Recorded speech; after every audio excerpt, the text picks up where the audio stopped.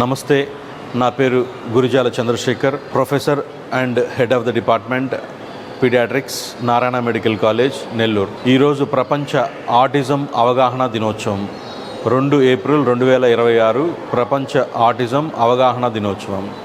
ఈరోజు మనం ఆటిజం అంటే ఏమిటి, ఏం లక్షణాలు ఉంటాయి, ఈ రుగ్మత ఉన్న వాళ్ళలో ఏ లక్షణాలు ఉంటాయి, వాళ్ళతో సమాజం ఎలా మమేకం అవ్వాలి, వాళ్ళకి ఎటువంటి తోడ్పాటును అందించాలి తెలుసుకుందాం. ఆటిజం అనేది నాడీ సంబంధిత అభివృద్ధి రుగ్మత.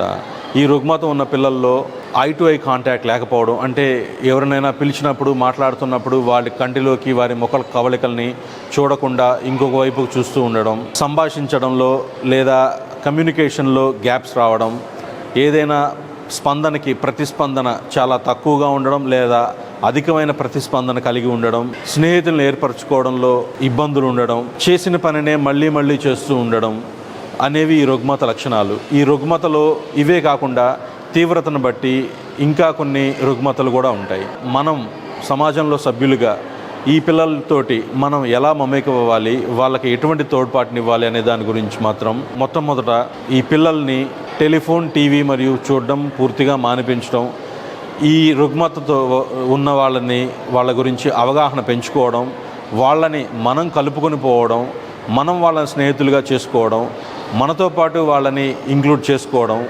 వాళ్ళని మనలో ఒకళ్ళుగా చూసుకోవడం, వాళ్ళకి ప్రత్యేకమైన విద్యా విధానాన్ని సృష్టించడం, వాళ్ళకి ప్రత్యేకమైన శిక్షణ ఇవ్వడం, వాళ్ళకి సపోర్ట్ చేస్తూ వాళ్ళకి కావాల్సిన ఉద్యోగ అవకాశాలు కల్పించడం వంటివి చేయడం ద్వారా మనం ఈ రుగ్మత ఉన్న పిల్లల్ని మనతో పాటు సామాన్యులుగా తీర్చిదిద్దుకొని ముందుకు పోయే అవకాశం ఉంటుంది. ధన్యవాదాలు.